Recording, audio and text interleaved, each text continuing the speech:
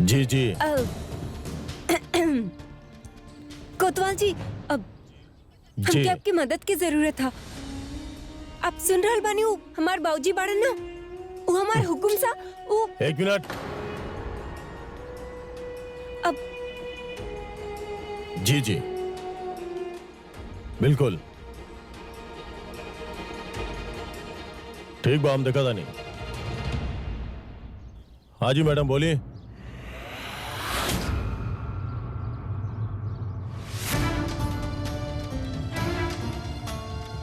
बाप बुड़बक, छोटा से गलती भी छोटा बाबूजी की जान खतरा में डाल सकेला। रानी, जरा संभल के चल।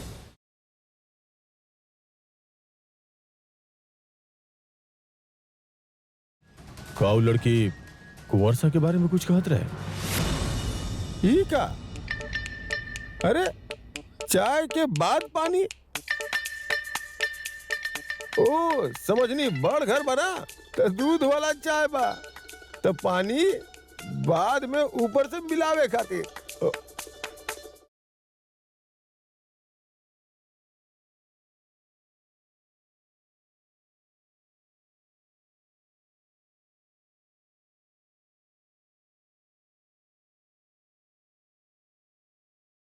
हम चलत बानी।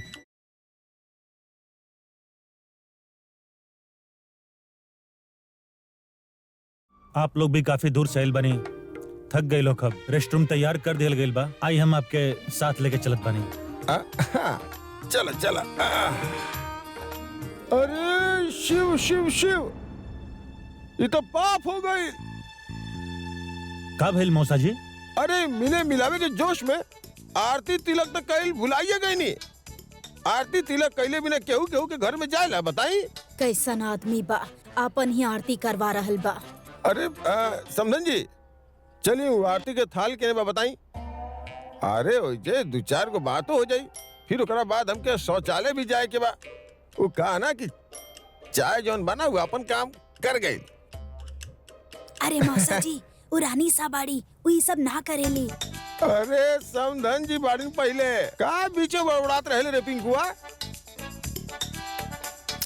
हाँ चली चली चली चली, खड़ा हो जाई। अरे पाप के बोध बढ़त जा रहल बा। ये ठीक बा, अब थोड़ा सा कुमकुम ले आई। डाली थोड़ा सा,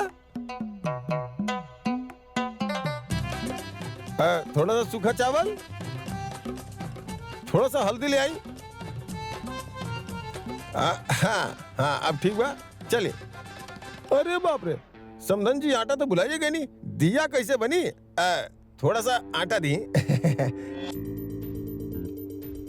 अरे समधन जी, इतना बड़ा रसोई घर में ये छोटा छोटा डब्बा काहे रख ले बानी? हमार गांव में तो सब इतना बड़ा थाल इतना बड़ा सजेला। समझ रहल बानी ना समधन जी? एकर चिंता मत करी, इशू मानल जाला।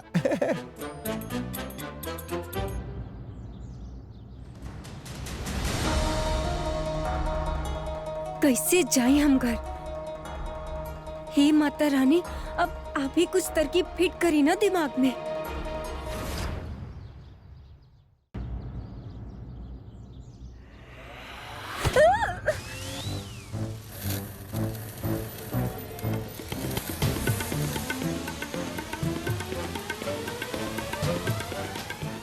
अरे हमार पूरा आटा गिरा देलू, पागल बाड़ू का? अरे तू अपना बारे में सोच रहल बाड़ा, तनी ये अम्मा जी के बारे में तो सोचा। ए अम्मा जी, आप ठीक तो बानी ना?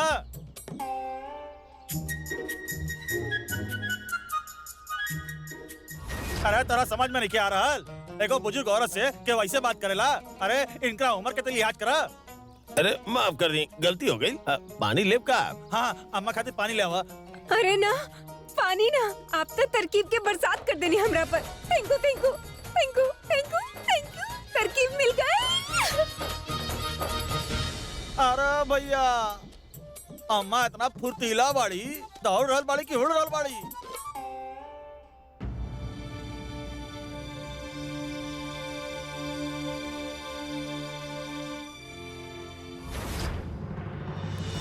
मिल गई ऊपरे रख ले रहनी सिरफल। अरे अरे अरे अरे अरे का पाप चढ़ी माता रानी के का कर रहल बड़ी समधन जी। उहे तक कर रहल बानी जे अभी अभी आप कहले बानी करे खातिर। अरे हम थाल लावे खातिर कहले रहनी मगर अपने खातिर ना, दामाद जी के वास्ते। हम पहला बार मिलल बानी ना उनकरा से। अगर तिलक ना करब और सगुन ना देब तो कैसे चली बताई।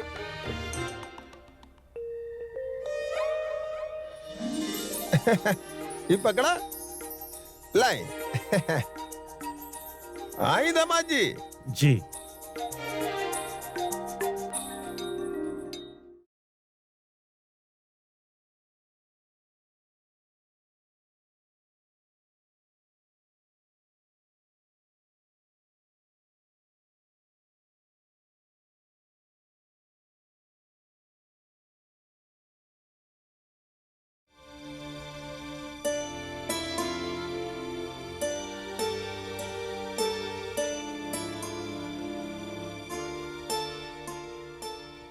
माता रानी आपके सब मनोकामना पूरा करें। आपके और रानी बिटिया के जोड़ी सदैव बनल रहे। बाकी एक तो बात कहीं सच, अगर रानी बिटिया भी यहाँ होत ना तो दोनों के साथ में इकट्ठा हम आशीर्वाद देती। ब्रो एक बार भाभी से फोन पे बात करवा दी ना इनकर। नो नो विक्रम बेटा, it's not a good idea.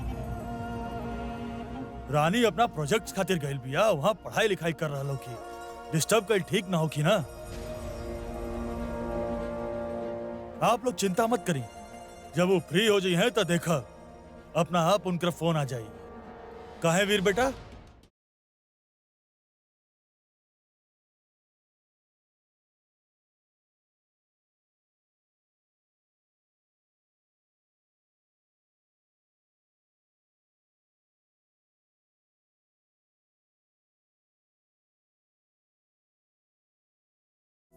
देखी याददाश्त हमार बुढ़ा गई बा, लेकिन राम नारायण के मशहूर समोसा लेवल हम ना भूले दी। दे दो सबके दा दा दा। हाँ दामाद जी के दा। जीजा जी समोसा।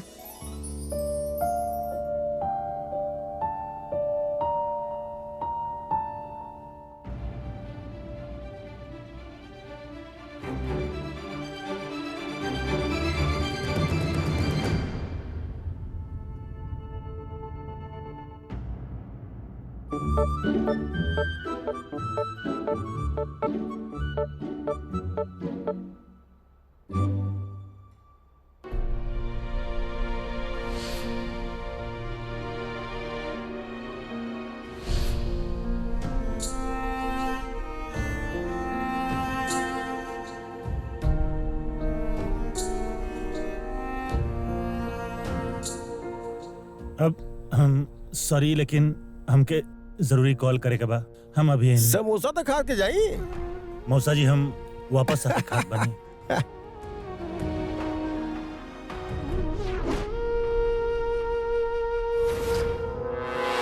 अरे आप लोग भी खाई ना। अरे खाई खाई, जी और पेट दोनों भर के खाई।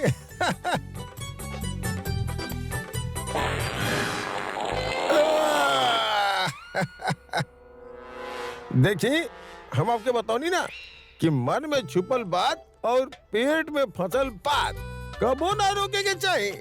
का मामला गड़बड़ा जाला। अब हमरा याद आलू ब्रो जी के कॉल करे बड़े वो तो हमारे पास बा, हम उनका देख आवत नहीं। हाँ हाँ देख आई जाए। राजमाता की मेडिसिन के टाइम हो गइल बा, हम अभी आवतानी। वेल विक्रम के फोन तो हमरा पास ही रह गइल बा, हम दे के आवत बानी। आप कंटिन्यू करी।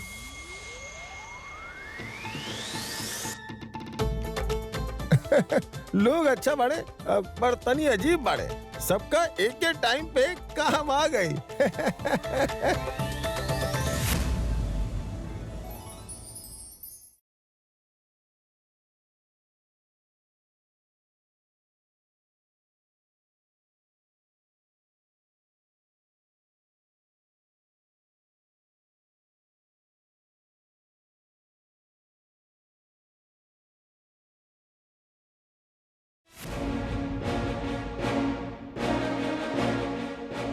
काहे कर रहल बनी आप हमरा संगे संधानी? ना कोनो फोन, ना कोनो बात, ना कोनो खबर। फोन भी स्विच ऑफ करके बैठल बनी आप। मैसेज करत बनी।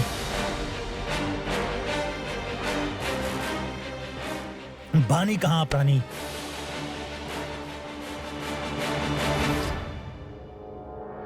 वीर के बेचैनी हमके ले डूबी। एके जल्द ही शांत करे के होगी, कहीं रानी के खोज में ना निकल पड़े।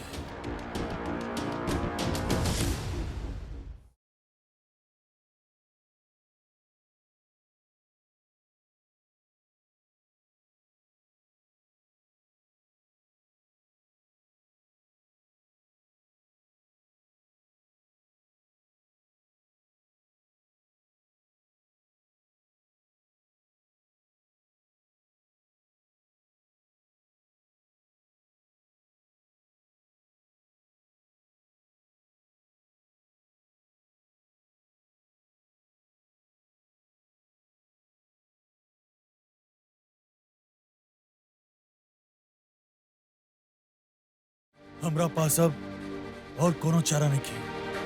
हाँ, हम क्या करे के होगी।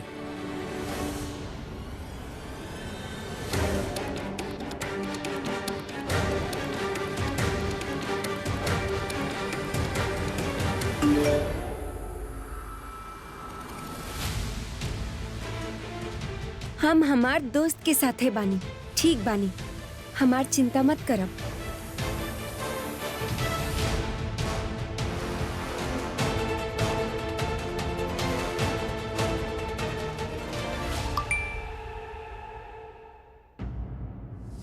आप हमके बिना बतौले काहे गई नहीं?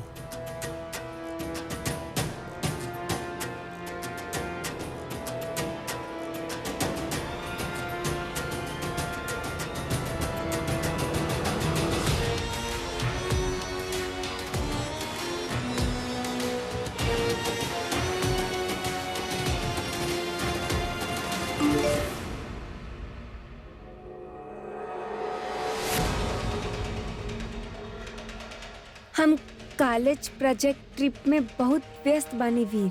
वीर? रानी हमके वीर कह के कबो ना बुलावेली। कहीं रानी कोनो खतरा में तो नहीं थी?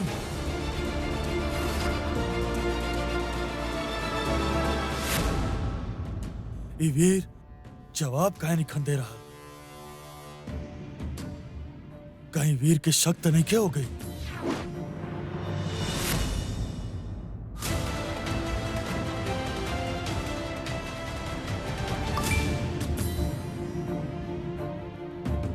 अगर 1 घंटा में आप हमसे मिले ना आई नहीं ना, या हमके कॉल ना कहनी, तो हम अपना आप के नुकसान पहुंचाई। कुछ ऐसन जैसे वापस आयल नामुमकिन होगी।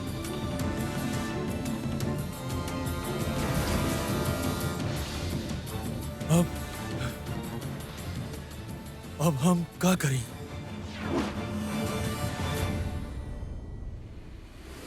शांति अच्छा से करा। चंपा, होने भी रानी कम रहेगा। जे 3 और गवार हमनी के सर पे आके बैठ गए बाड़े। मामा, आई एम रियली ग्लैड कि आप भाभी सा के फैमिली खातिर इतना एफर्ट्स कर रहल बनी, जबकि आपके ऐसा रिश्तेदारन के अवल बिल्कुल पसंद नहीं है। So it's really nice to see. ओकरा इसे बिना बतेले ना जाए के चाहत रहे, न जाने कहाँ बाड़ी हूँ। फोन भी नहीं की उठावत। ये क्या बात भाई? रानी अच्छा से जानत रहे कि हम यहाँ आ रहल बानी, फिर भी चल गई। आवे द वापस। बचपन में जैसे दौड़ा के पटक के मारत रहनी ना, उहे स्वाद दोबारा देहब हम ओकरा।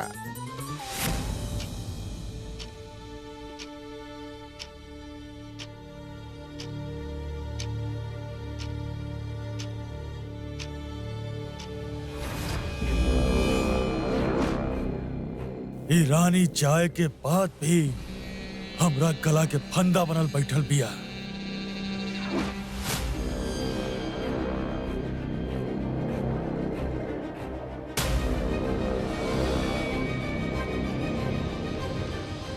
वीर वीर बेटा कहाँ जा रहा बड़ा? अरे हाँ भाई, बहुत अच्छा से फ्रेश हो गए नहीं, एकदम पेट साफ हो गई।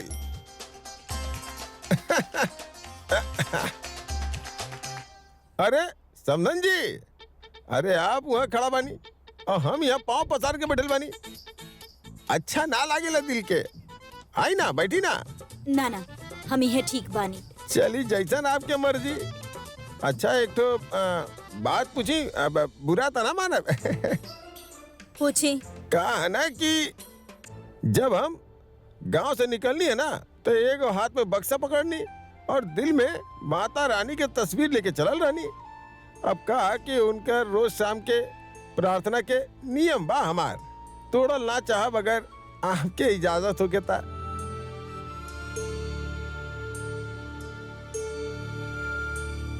ठीक बा। गजब। ए कजरी, आरती के संभाले क्या बा? ए पिंकुआ, जा बहन को अरे मदद कर, मौसा जी, जा, हम तो जा। पहले ही से तैयार बानी। चला।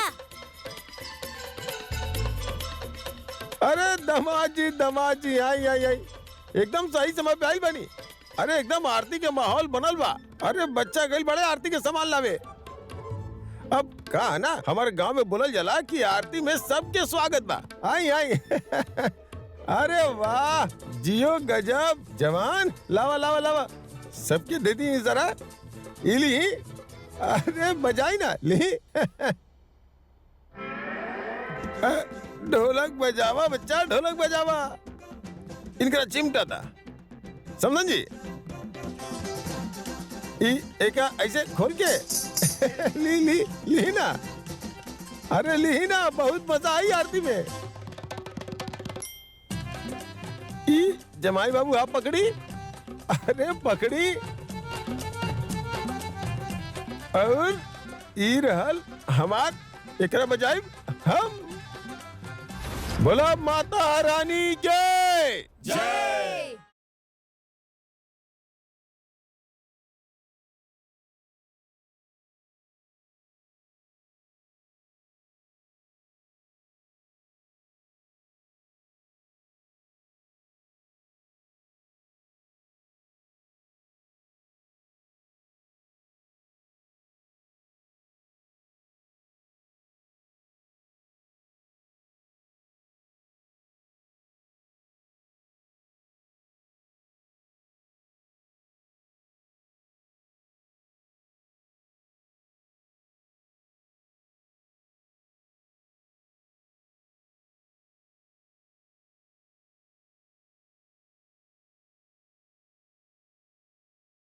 जोश में आकर वीर कहीं कुछ कर ना बैठे।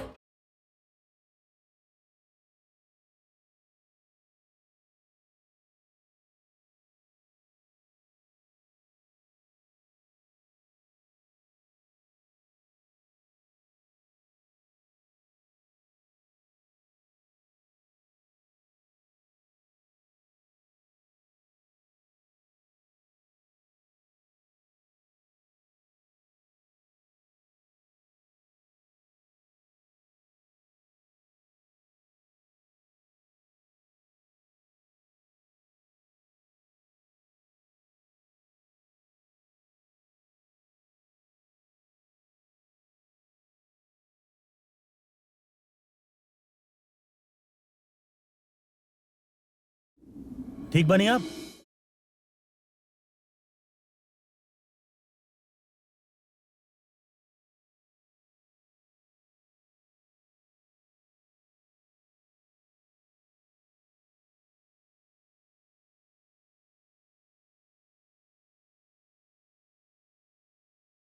देवी, देवी माँ, कजरी, अरे देख साक्षात देवी माँ आ गई।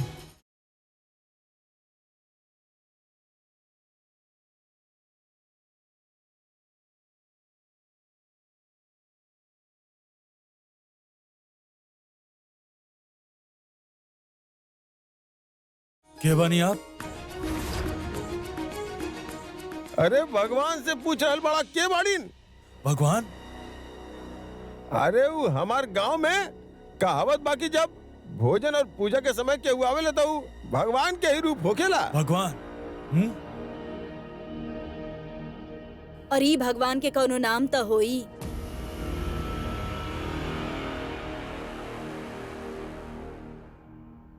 राम राम सबके।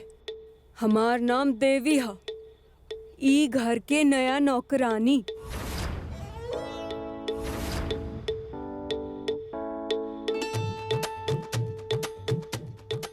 नौकरानी आप बता रहल बानी या काम मांग रहल बानी? काहे कि हमनी तो आपके नहीं जानत। लेकिन हमके तहरा बारे में सब खबर है। हुकुम बतैले रहने तहरा बारे में। हुकुम? के हुकुम? हैं? हुकुम के ना पहचाने लू तू? तोहार पति दिग्विजय।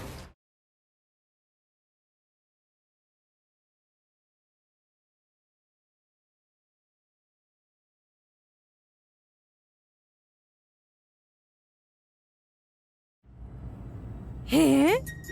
हुकुम के ना पहचाने लू तू?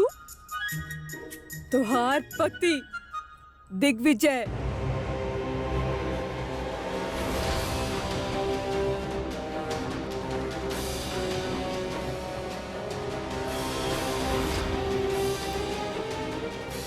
अरे वही तो रख ले हमके काम पे। हमार आते ही सब चिंता छू मंतर हो जावे है। हम सब संभाल ले।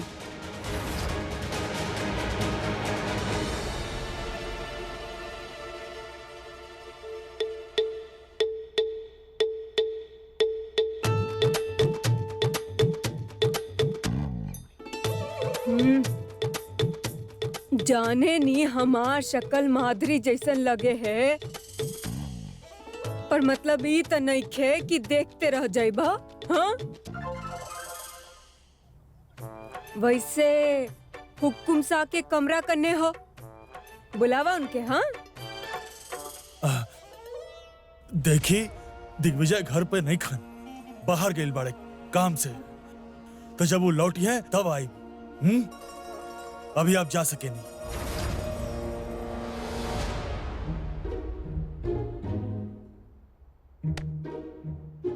कब तक अहन?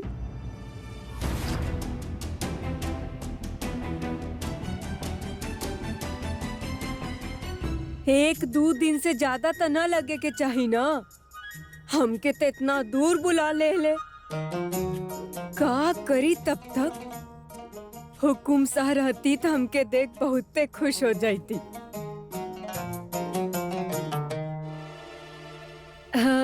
पर ई काम भी तो जरूरी है।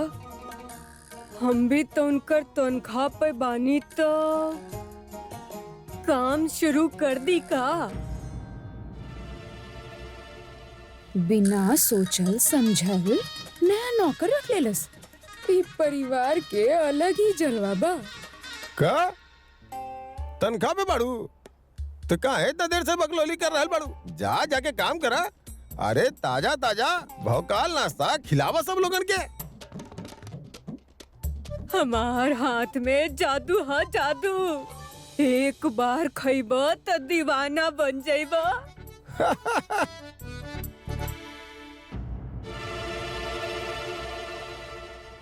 आवतानी।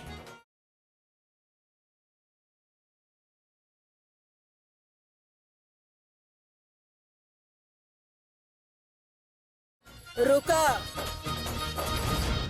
तहरा कैसे पता कि किचन होने बा?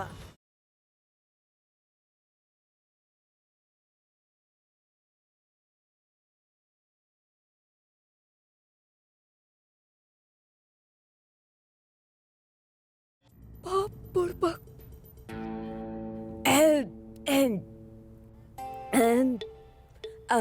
हमके बतैले रहले हमके कि ई घर वास्तु के हिसाब से बनल है। तो हमार अंदाजा में रसोई घर ई तरफ होके के चाहिए, है ना? अनुभवी लागत ताड़ू, किंतु उम्र के भी तो देखा। खाना बनावत बनावत खुदे न ढह जा। समधन जी, ई घर के हिसाब किताब आपके निगरानी में बा। जाई जाके देखी खाना बना रहल बिया की खिचड़ी। और वैसे भी घर लक्ष्मी के हाथ जब रसोई घर में लागेला ना, तब बरकत होकेला।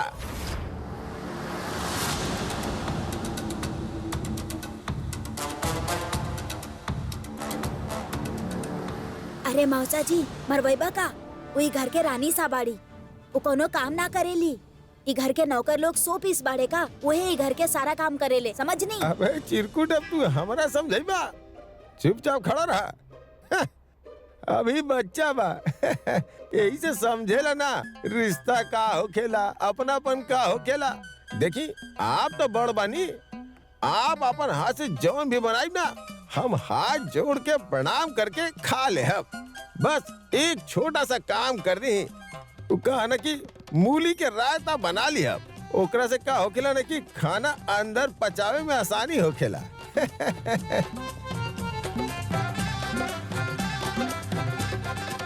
मौसा जी देखिए, वीर,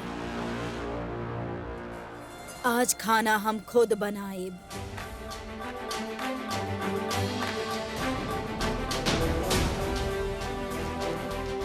अरे देखला पिंकू, तो हर टिप्पणी फुस हो गई। रानी सा रिश्ता के मान सम्मान रखल अच्छा से जाने ली। चलो फिर हम तोहर मदद कर दे बतानी।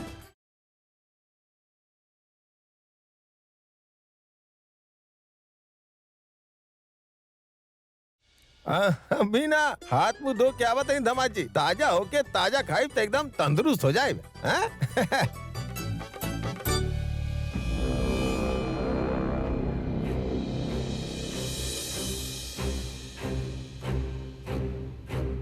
हमार मैसेज पढ़े के बाद भी रानी ना आएली, मतलब वो कोनो खतरा में बाड़ी। अब वीर के कैसे रोकी? अब का करी हम?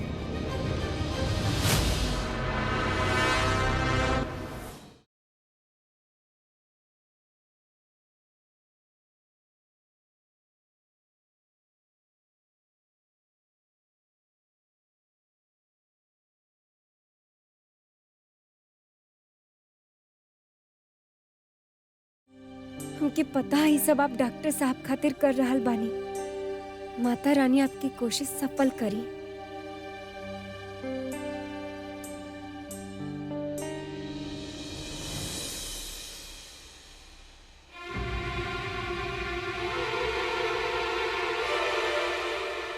का ढूंढ रहल बानी रानी सा?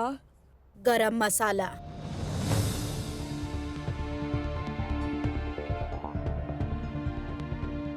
रानी सा,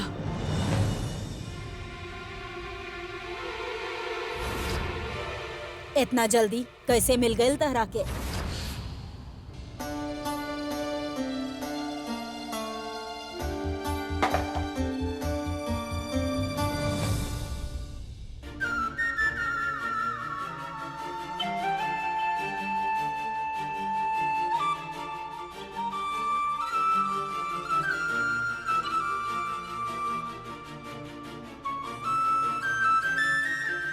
और ये कौन वास्तु शास्त्र के हिसाब से ढूंढ ले लू तू? वो जवानी से बुढ़ापा आ गईल, नौकरानी के काम करते करते, तो मसाला सूंघ के पहचान लेवेनी। इली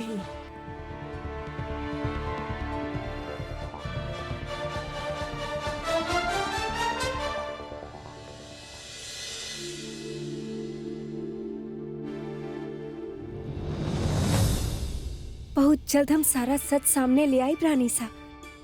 बस एक बार बाबूजी मिल जाएं, फिर आपके और डॉक्टर साहब के रिश्ता भी ठीक हो जाए।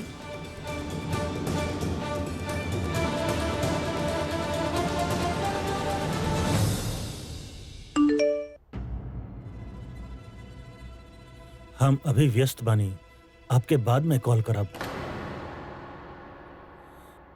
ई रानी ना हो सकेली। हमार जिंदगी से ज्यादा इंपॉर्टेंट कुछ ना होती उनके खातिर। जरूर कोनो मुसीबत में बाड़ी।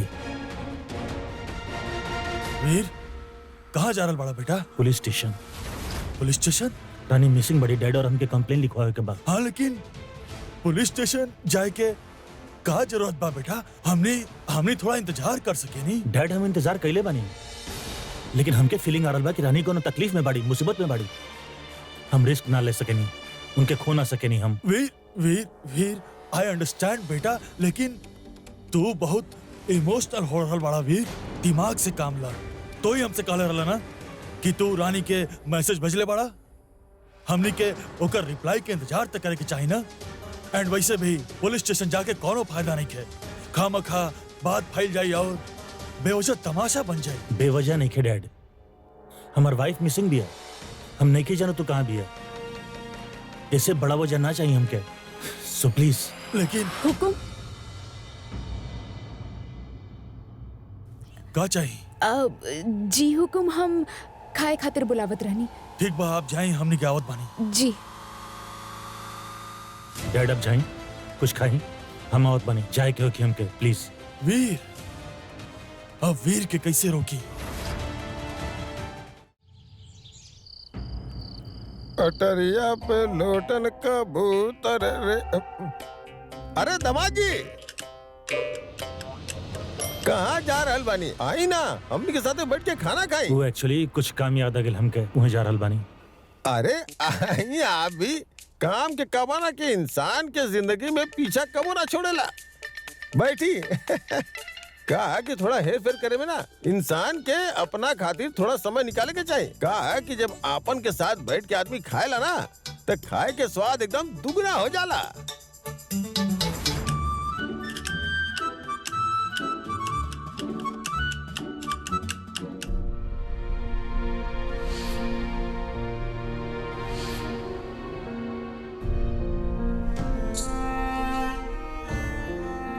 आप हमरा खातिर परेशान मत होखी डॉक्टर साहब, हम जल्दी सब कुछ ठीक कर दे।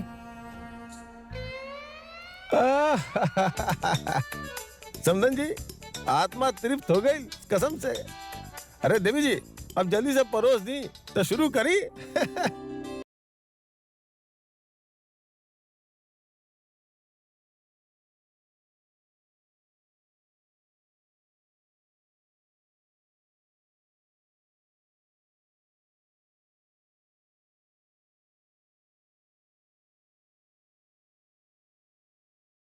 डाली भरपूर है। भाई लगा तो बहुत बढ़िया बा, किंतु एक चीज के कमी बा।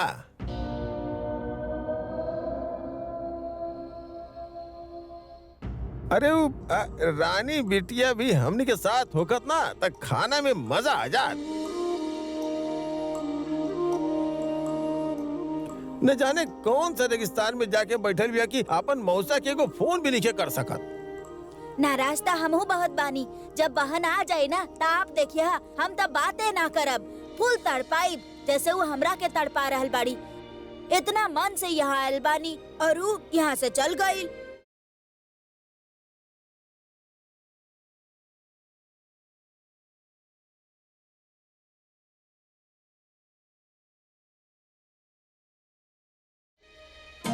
जय अन्न देवता।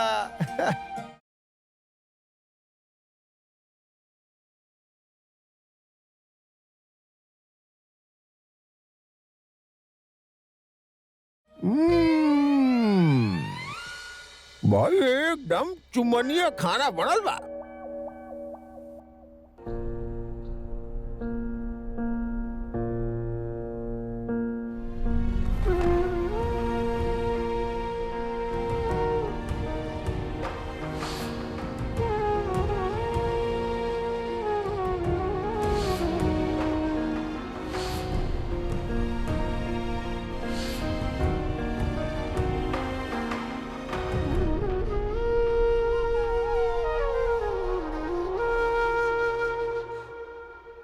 वैसे दाल चावल खाए के मजा ना तो हाथ से आवेला।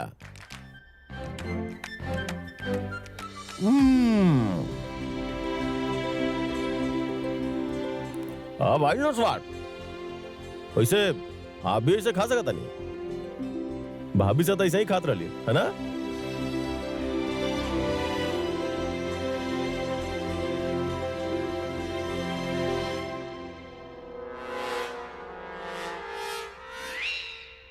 अरे बताई तो कैसा लागल?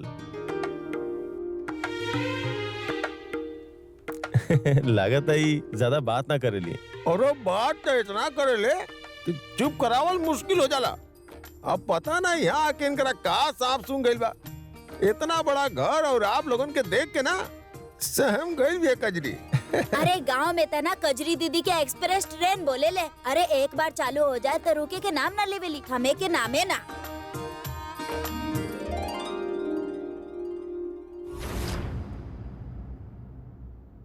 हमसे दूर होके भी आप हमरा संगे बानी रानी। हमार ख्याल में, हमार याद में हर जगह सिर्फ आप बानी।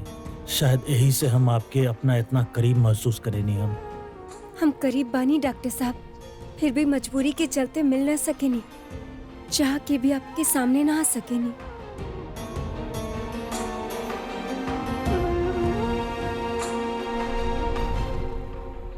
आई एम सॉरी, लेकिन हमके कुछ जरूरी काम याद आ गया था। आप लोग कंटिन्यू करी, हम बाद में खा ले। काम जरूरी बा भाई। देखे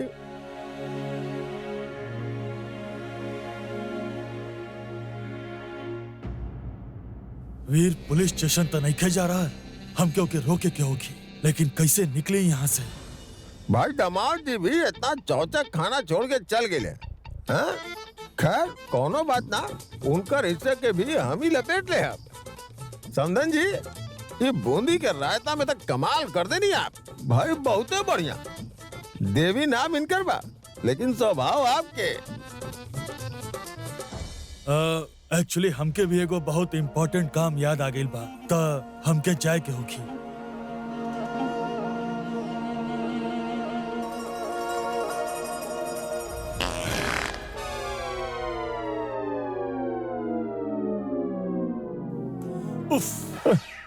एक्सक्यूज मी। माफ करब, वो कहा ना कि हम बोले नहीं कि मन में छुपल बात और कूल्हा में फसल पात कबो रोके के ना चाहे, वो मामला गड़बड़ा जाला ना। गुड। लागत है पुदीना के चटनी पेट में उबाल मार रहल बा।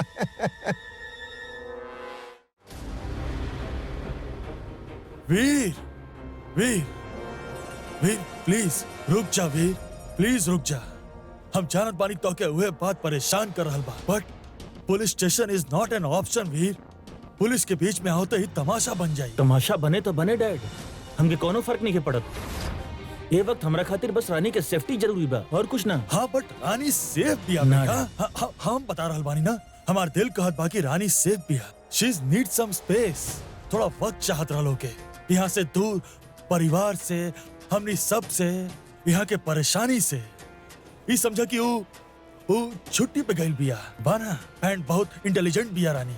और तू देखिया, जब लागी ना कि सब कुछ ठीक हो गइल बा, तो वो अपना आप ही वापस आ जाए। जब तक हम अपना हाथ में हाथ धरे ना बैठ सके नहीं, जब तक हमके नहीं पता चल कि रानी कैसन बाड़ी, कहाँ बाड़ी, ठीक बाड़ी कि ना, हम चैन से ना बैठ सके नहीं dad. I am sorry Veer. Dad ना प्लीज, रानी पर पहले ही जानलेवा हमला हो चुकल बा, हम कोनो चांस ना ले सके नहीं।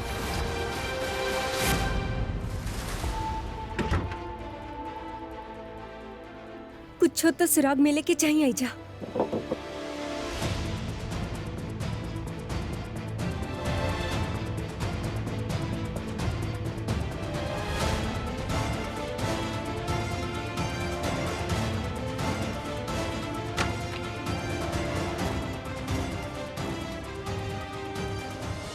अरे हमार फोन।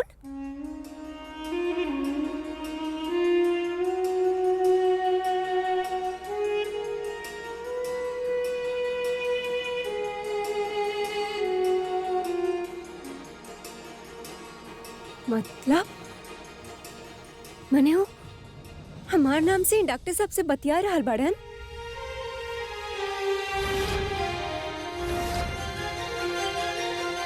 वीर तू जल्दबाजी से काम ले रहल बड़ा। हम तोहर फादर बानी वीर, गलत ना चाहब तोहर हम बिल्कुल भी। I am sorry dad. Veer, Veer चल गए, वीर चल गए, हमार बात ना मनलस।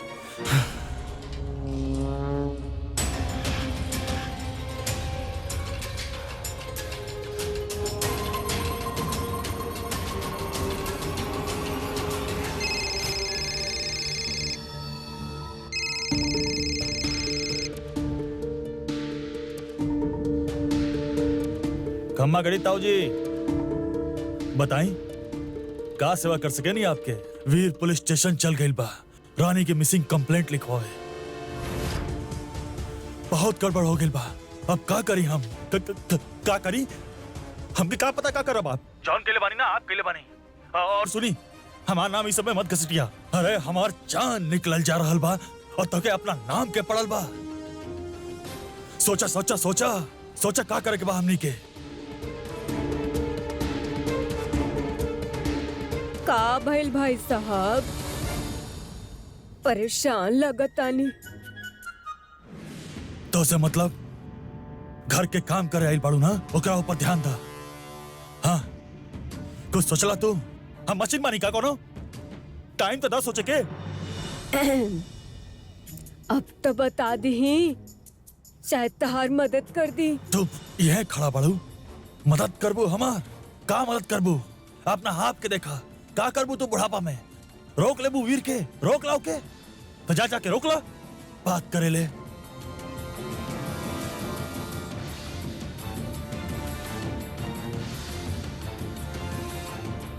कहां चल गई?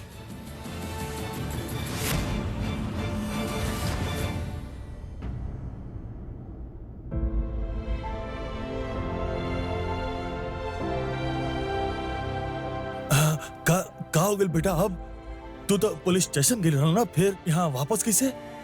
शायद आप सही कह रहल बानी, हम ही जल्दबाजी कर रहल बानी।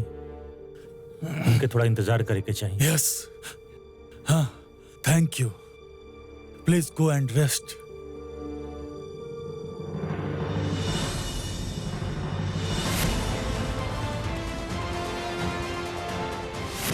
शुरुआत तो हो चुकल है पापा जी, अब बहुत जल्द हम आपके पर्दा फाश कर दें।